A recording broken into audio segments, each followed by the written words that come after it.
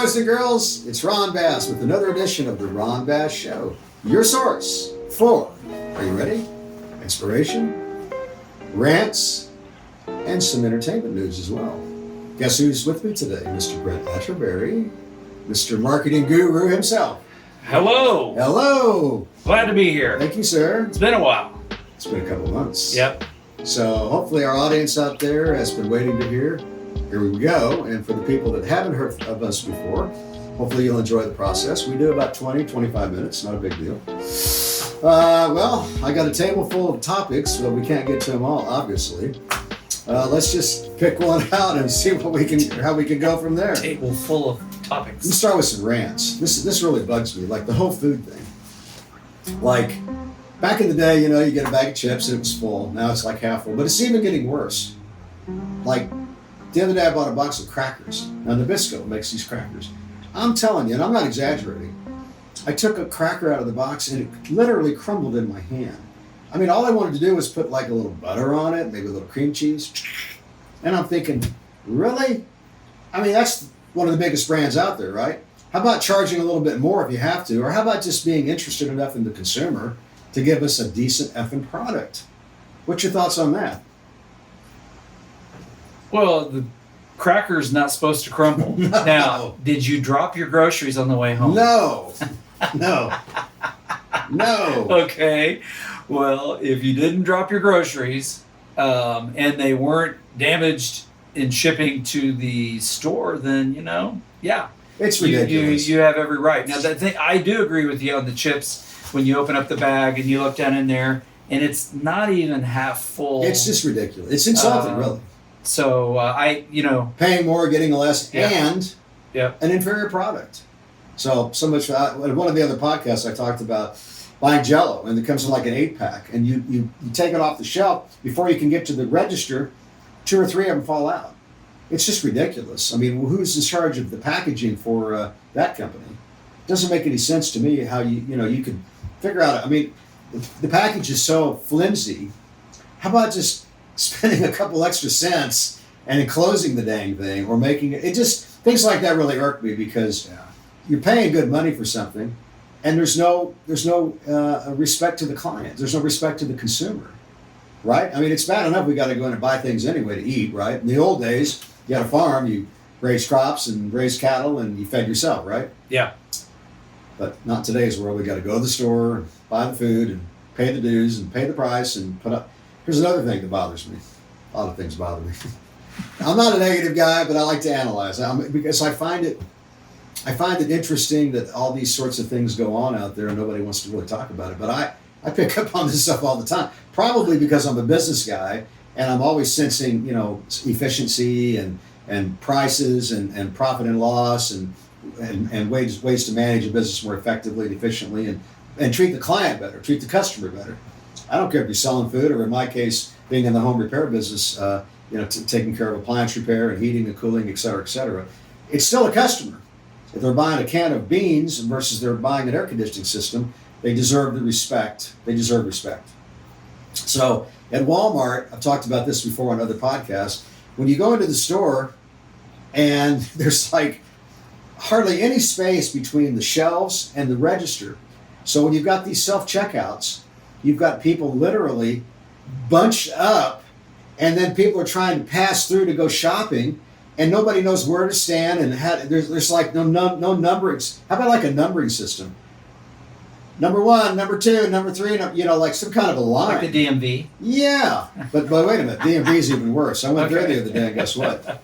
What? I went there with an employee to get his license for his car, and I'm sitting there. It's like probably 50 people in this room. Number 42. I'm thinking, why not just have like a PA system in the building? It's like, come on, man. Number 43. Maybe they need to turn their hearing aid down. It's just silly to me. But things like that, I don't know. It's just silly to me. But okay, so back to the Walmart thing. Come on, man. They got all the money in the world, and they can't figure out a more efficient way to help people to get to the checkouts. People are like walking over each other like, oh, I'm sorry, excuse me. Yeah. It's ridiculous. Yeah. Yeah, read something the other day. Sam Walton, one of his quotes that they keep, and they keep pushing it back out there, that says something like customers can shop and go wherever they want. So the customer experience is the most important thing. Take care of the customer. Yes. So Well, and he's been gone a long time now, and he'd probably turn over in his grave. But on the other side of the coin, Walmart does a pretty good job generally of the way that they present themselves to the public. One thing that irritates me too, it's somewhere in my notes here. You go into the parking lot and there's this friggin' security truck that drives around and around and around and around with their lights going and their lights going and their lights going. Well, I mean, it's overkill. Hell, every time I try to back in or back out, I have to wait for the effing truck to keep going. I mean, they're just driving around. It's ridiculous. I mean, I get the security. I understand it, but come on, man. Just chill out a little bit. well, see, And I'm talking about a lot of lights, it's okay if someone tries to rob you because you can take care of yourself. Well, But little old grandma with her little black I get purse, it, but it's still too you gotta have much. security. How about just like parking the friggin' vehicle, let the lights flash, or having some like lights in the parking lot that flash, and maybe this guy like walks around the parking lot. How about that instead of being in his truck? I'm just saying, it's too much for me, but at any rate. I could ride a horse.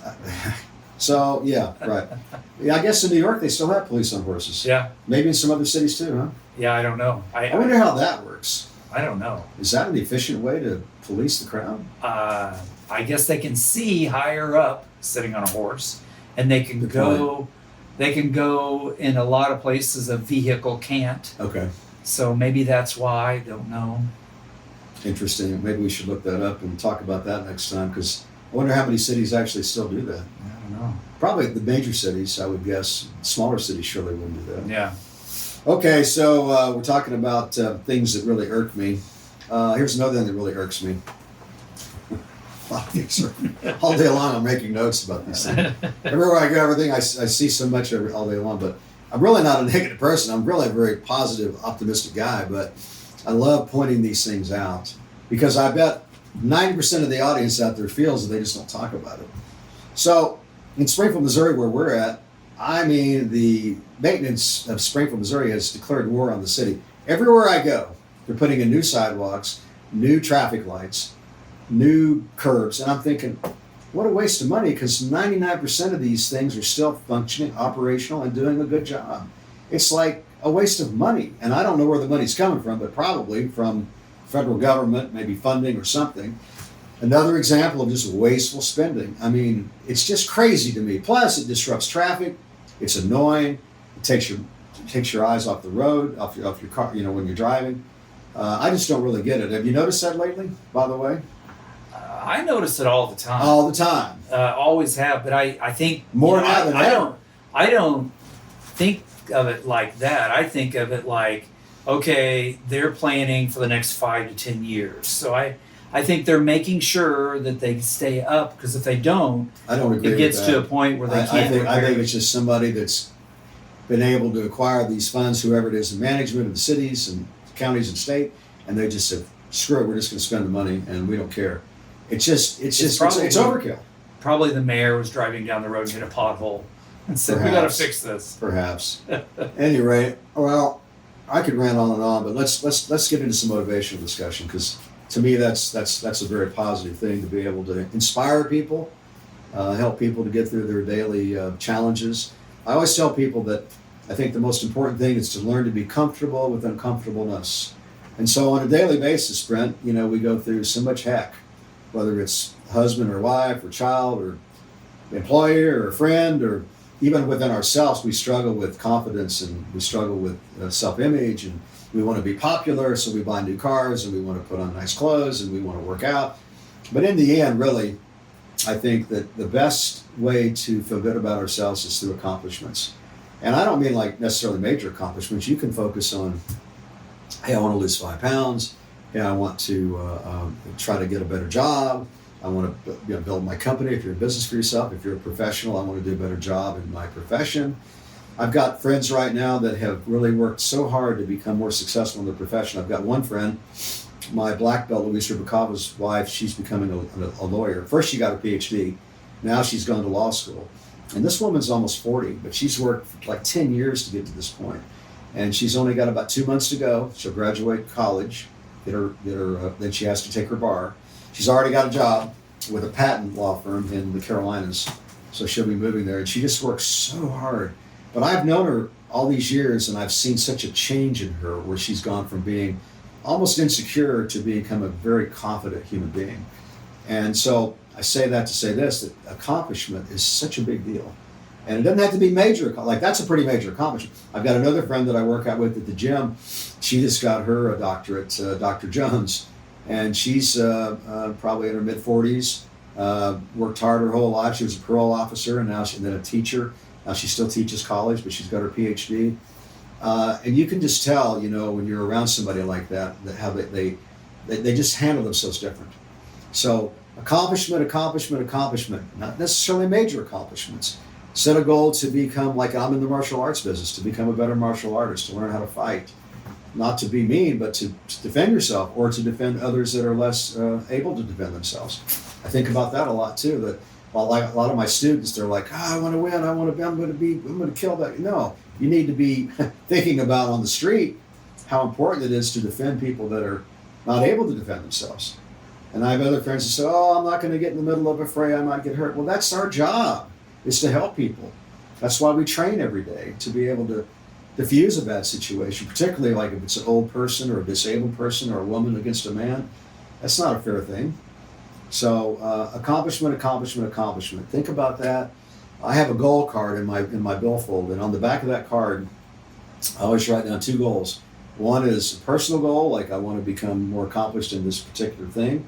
And the second thing is a financial goal. I want to be able to earn this much more money, or I want to be able to acquire this, or I want to be able to save this.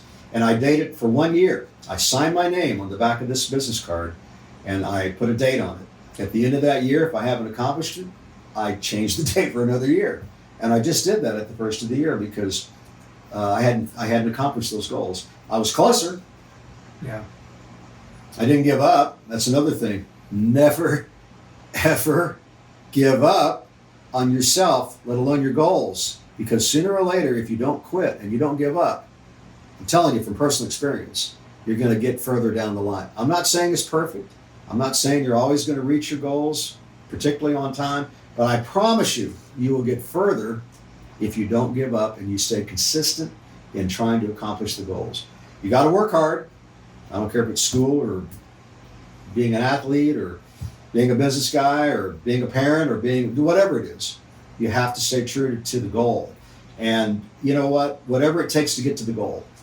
You may have to zig and zag and up and down all around and be discouraged and be unhappy and be frustrated. Yeah. You know what? Doesn't matter. What matters is staying on course every single day. Mm-hmm. And sooner or later, you're going to find yourself getting closer and closer and then eventually getting that goal accomplished. And then guess what you got to do then? Set another goal. Don't ever rest on your laurels. Always keep going. Always keep going. Always keep going, because that gives you a sense of purpose every day to get up in the morning and have a reason to get up in the morning. I have friends that have been retired for years, and I just don't agree with that, because you can just tell their lives they're not meaningful. You have to have purpose in life every day. What do you think? No, it just brings me to the point, that word retirement, I think society kind of pushes us to think like that. Yes, when you turn a certain age, you can now collect Social Security. You want to try to retire and collect that Social Security or collect your pension or retirement. And no one really ever asks, what do you want to do? You're kind of pushed to retire. I know my brother-in-law that retired from the police force, he there's a certain number of years you want to stay there because you get a higher level of pension. But once you get there and you hit that number, then you're pretty much expected to retire in the 20 to 25 year range. Yes. Not 22, not 23, not 19, but 20 to 25. So when you get to that number, then they expect you to retire. So most everybody does. And then, man, he went through depression. He went through a total reboot of how he handled and conducted his life on a daily basis. And it's not just me. I see it with a lot of people. And some people take retirement though and embrace it and go do what they've always wanted to do, or they go and they do woodworking. I know a guy that retired that did made these little houses, these little fences. I mean, very, very, very, very ornate, high quality pieces. Well, he was going to trade shows, just messing around. Yeah. Silver Dollar City called him up and said, "Hey, man, we want you to make the buildings we have down here, and we want to sell them." We want to sell them. And he had to stop going to trade shows, and he's at home doing his thing. Okay. He loves doing, but he can't keep up. It's so busy. That's a good problem. Yeah. So it's different for everybody. Different for everybody. But by and large, I think you have to have a sense of purpose. You do, and you have to you're going to get lost within yourself. Have a goal, or think about what does retirement mean? What does that mean? I'm going to sit around and do nothing? It's terrible. I don't have to work anymore? What does that mean? And by the way, the average person that retires at 65, they only lives to be like 75. So it's why do they retire? So you work your whole life, you got 10 years to enjoy. But why do they retire? They retire because they don't want to work anymore. I mean, that's the original gig, but not to work anymore means you're just going to you're not going to be productive. You're just going to just whittle the time away. There's coaches in the NFL that are 70 years old. You know? So I don't understand that. I don't either. But, I never have. But a lot of people they buy into that, and I don't think they have the right kind of mentorship. That's why I love doing the podcast, to share our ideas with you, and you got to remember too, all these ideas I have come from personal experience. Mm-hmm. I'm not reading this out of a book. This is from my life's experience, all the ups and downs and all arounds. And believe me, I have failed a lot more than I have succeeded. But the key is never give up. Take the good with the bad with the good, and just keep trucking, man. Well, let's see. Let's move into the entertainment area for just a minute or two here. Soar High Personal Development is our podcast company, which, by the way, we're going to do eventually some live events. So we're going to do talking books, audio books, and we're going to do some digital downloads for motivational. Used to call them motivational tapes, but I guess now they're called motivational downloads. Digital. Just 5-minute motivational quips where you can, hit it and listen to it and maybe get pumped up a little bit. The thing about motivation, though, I learned years ago, you can go to a seminar and get all pumped up, but you know what? It's going to wane. You have to be around it all the time. It's just like working out in the gym. You got to work out every day. Got to feed the machine. You got to feed the machine. So motivation is no different than physical event. You have to be around it as much as possible to keep yourself pumped. However, eventually it does get to be where it's more permanent. Unlike physicality, you have to work out physically or you will lose muscle mass. Yeah. Particularly as you get old, it's not pretty. You're going to struggle. I know at my age it takes a lot longer to get the same result, but that doesn't mean you can't accomplish a lot. Right. You just have to stay with it and keep working out, because after about 40, everything starts waning pretty good. So anybody out there that's young, you may feel great now, but when you turn 40 or 50, it's a different story, I'm telling you. And you got to hit the gym, guys. You got to hit the gym. I'm not saying you got to go crazy, but you got to work out every day, 30 minutes to an hour. Do something. Run, walk, swim, bike, lift weights, play soccer. Do something physically every day. Something. Martial arts. So Soar High Personal Development is one company. Soar High Records, Soar High Entertainment is our entertainment company. And you can go to our YouTube channel, Soar High Entertainment, Soar High Records. We have a website, which is soarhighentertainment.com. We have our own music label, and we also do shows, etc. So in the music world, a lot's going on, obviously around the world, with like Taylor Swift as an example. Nobody gave her the time of day when she started, right? But now she's one of the biggest things in the whole world. Which goes to show you another example: never give up, never quit, because she never gave up on herself. And little by little by little by little by little by little. So I'm not saying every entertainment story is like that, obviously. But if you don't give up on yourself, at least you can enjoy being an entertainer, whether it's singing or dancing or rapping or whatever. Most of my artists are rappers. I've got a country artist, I've got a pop artist, we've got a R&B artist, and then quite a few rappers. I've got one artist named Josh Secunda, He goes by Secunda, if you want to go to the YouTube channel. And he is kind of like a pop rap guy. You just have to listen to him. He's great. It's very entertaining. It's fun. It's light. It's spirited. And I'm just really excited for him because he is going to be playing in a festival in Austin, Texas this weekend. It's called SWSX, I think, is the name of the festival. Or maybe it's SXSW, but it's a huge music festival. And he's earned the right to be on that show, and he'll be performing this weekend. So I'm really happy for him. First time he's going to play in front of a lot of people. So, and he's been at this for quite a while. He's only 22, but he's very smart, very respectful, very dedicated to his craft. So that's a little bit of entertainment news going on. SoarHighEntertainment.com, Soar High Records on YouTube. Check us out. Listen to our music, comment, let us know what you think. How are we doing on time, sir? I don't know. I don't know. I think we're probably 20 or 30 minutes already, so maybe it's time to wrap it up a little bit. Let me check. Okay, yeah, check it out. Mr. Producer is going to check out the time. 21 minutes. Okay, well, we're going to wrap it up now. Because we know that we give you too much information, it's going to go right over your head. Mr. Producer, what do you think? What's your final closing thoughts on today's podcast? Hey, you know what? Hay's for horses, by the way. That's right. Just like you said, never give up. We took a little break from the podcast for lots of different reasons, and it's good to get it started back up. Yes, sir. You know, what's the saying that you always say when you can help one person? Is as if to help the whole world. Yes. Isn't that crazy? Yes. And I see that often. Yeah. So I'm glad So you're we back, hope one back person doing it. out there maybe has learned something today, or maybe takes one of our ideas and uses it for their benefit. That's right.